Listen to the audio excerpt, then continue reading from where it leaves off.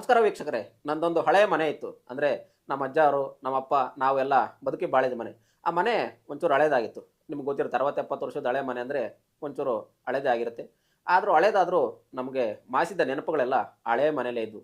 ಹೀಗಿದ್ದಾಗ ಯಾಕೆ ರಿನೋವೇಷನ್ ಮಾಡಿಸ್ಬಾರ್ದು ಅಂತ ಒಂದು ಐಡಿಯಾನೋ ಬಂತು. ಆದರೆ ಅದನ್ನು ರಿನೋವೇಷನ್ ಮಾಡೋದು ಯಾರು ಅಂತಿದ್ದಾಗ ಮತ್ತೆ ನಾನು ಒಂದಷ್ಟು ಹುಡುಕಕ್ಕೆ ಶುರು ಮಾಡಿದೆ. ಹುಡುಕಿದ್ರೆ ದೇವರೇ ಸಿಗ್ತಾನಂತೆ. ಅಂಥದ್ರಲ್ಲಿ ಆರ್ಕಿಟೆಕ್ಚರ್ ಸಿಗಲ್ವಂತ ನಾನು ನನ್ನ ಫ್ಯಾಮಿಲಿ ಫ್ರೆಂಡ್ಸ್ ಎಲ್ಲ ಕಡೆ ಸೋಷಿಯಲ್ ಮೀಡಿಯಾದಲ್ಲಿ ಹುಡುಕಕ್ಕೆ ಶುರು ಮಾಡಿದ್ವಿ.